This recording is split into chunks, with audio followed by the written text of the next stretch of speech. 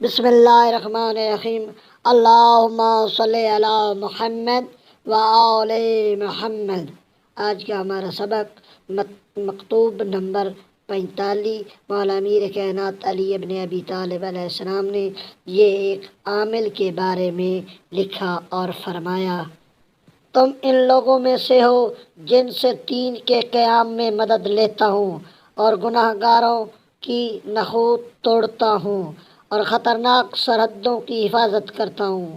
پیش آنے والی مہمات میں اللہ سے مدد مانگو، رعیت کے بارے میں سختی کے ساتھ کچھ نرمی کی آمیزش کیے رہو، یہاں تک کہ نرمی مناسب ہی نرمی ہو تو، اور جب سختی کے بغیر کوئی چارہ نہ ہو تو سختی کرو۔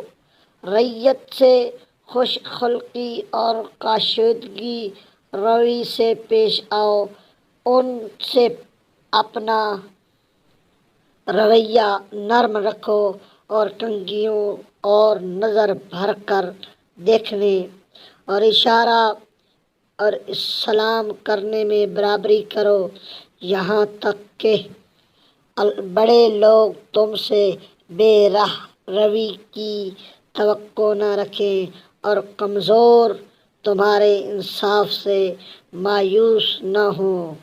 والسلام۔